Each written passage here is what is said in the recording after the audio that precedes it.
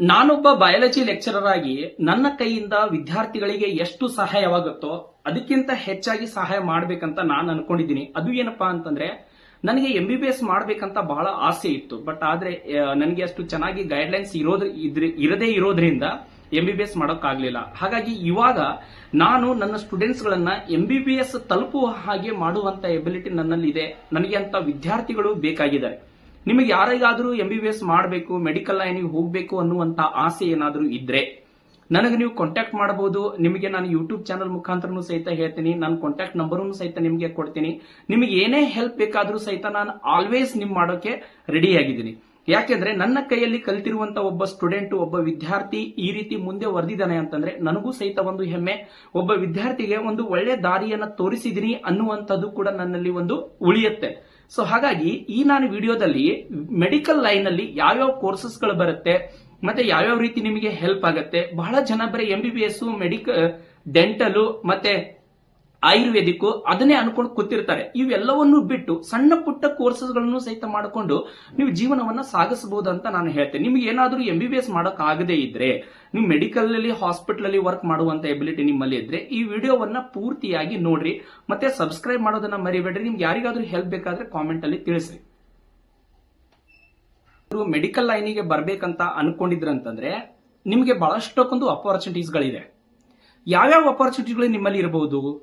ನೀವು PUC ಒಳಗಡೆ science combination ಅಲ್ಲಿ PCMB ಸಬ್ಜೆಕ್ಟ್ ಅನ್ನ ತಗೊಂಡ್ರಂತಂದ್ರೆ B pharmacy, D pharmacy, bachelor of physiotherapy, bachelor of radiology, ಮತ್ತೆ ಅದರ ಜೊತೆಗೆ ನೀವು ಏನಂತಂದ್ರೆ BSc ನರ್ಸಿಂಗ್ ಕೋರ್ಸಸ್ ಗಳನ್ನು ಸಹಿತ ಮಾಡಬಹುದು.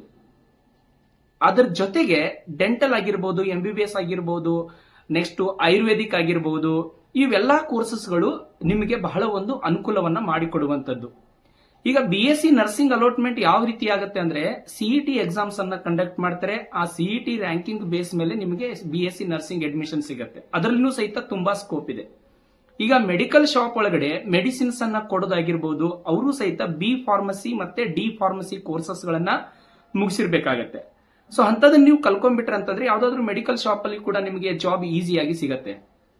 ಫಿಸಿಯೋಥೆರಪಿ ಅಂತಂದ್ರೆ ಆಲ್ಮೋಸ್ಟ್ ನಿಮಗೆ ಗೊತ್ತೇ ಇದೆ. ಏನಾದ್ರೂ ಬೋನ್ಸ್ ಮತ್ತೆ ಸ್ಕೆಲಿಟನ್ಸ್ ಅಲ್ಲಿ ಏನಾದ್ರೂ ಪ್ರಾಬ್ಲಮ್ ಆತಂದ್ರೆ ಕೆಲವೊಂದಿಷ್ಟು ಫಿಸಿಯೋಥೆರಪಿ ಎಕ್ಸಾಮಿನೇಷನ್ಸ್ ಗಳಿರುತ್ತೆ, ಫಿಸಿಯೋಥೆರಪಿ ಎಕ್ಸರ್ಸೈಸಸ್ ಗಳಿರುತ್ತೆ. ಅವನ್ನೆಲ್ಲವನ್ನು ಸಹಿತ ನೀವು ಈಸಿಯಾಗಿ ಹಾಸ್ಪಿಟಲ್ಸ್ ಗಳಲ್ಲಿ ಹೇಳಬಹುದು. ಮತ್ತೆ BSc ನರ್ಸಿಂಗ್ ಬಗ್ಗೆ ಅಂತೂ ಜಾಸ್ತಿ ಏನು ಹೇಳೋಕ್ ಹೋಗಲ್ಲ. ಯಾಕಂತಂದ್ರೆ ಇದರಲ್ಲಿರುವಂತಹ ಅಪಾರ್ಚುನಿಟಿ ತುಂಬಾ ಸಾಕಷ್ಟಿದೆ.